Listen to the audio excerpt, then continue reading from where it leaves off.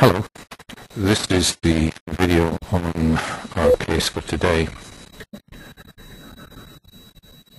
The broadcast is now starting. All attendees are in listen-only mode. Sorry for that.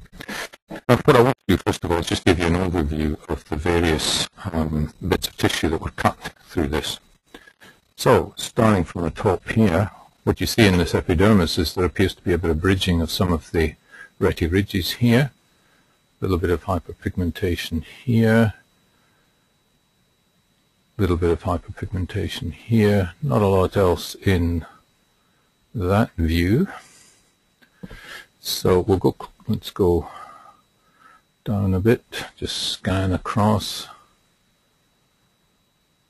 Maybe some nests here, we'll go into those shortly. This is where there's a hair follicle and sebaceous glands. What I'm trying to do is just show you the different cuts that the pathologist has done to illustrate perhaps the different pathology at different levels through this lesion. A little bit of an infiltrate here, so you'd want to look carefully at that. Usually a lymphocytic infiltrate here is a sign that something's happening. Not too bad in that view though. Down to this one, yeah, a bit more action occurring here. You can see there's more pigmentation, there's certainly a lot of bridging of rete ridges. Now usually bridging of rete ridges is a feature of severely dysplastic nevi. If you run along this, you can see some increased pigmentation here. Let's go back though. Let's concentrate on this area here.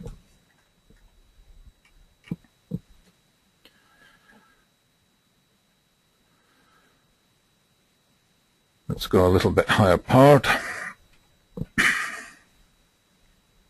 Okay.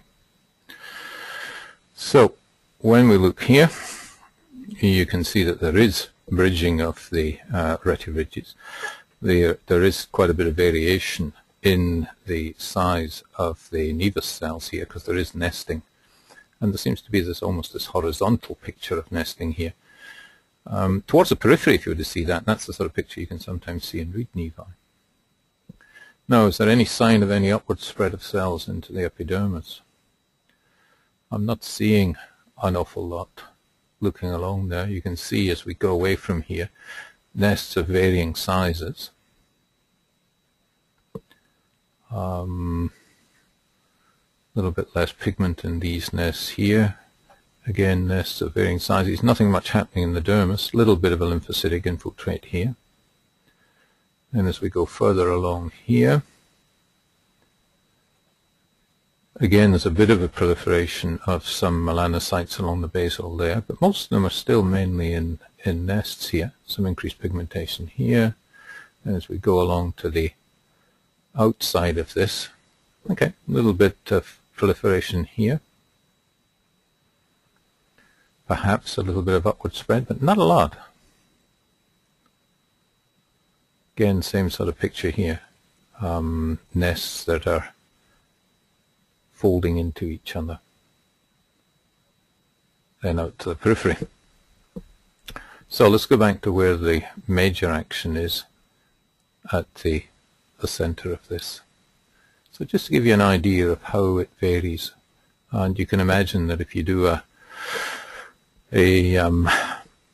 punch biopsy, you can easily run into trouble. This is why a big shave is very much useful here. Here, you've got a bit of pigment coming up, at least I'm assuming that's pigment cells that have come up to the surface here. I don't think that's parakeratosis. This is all orthokeratosis along here. So there may have been some extrusion of pigment cells through this area. Let's just go in a higher view.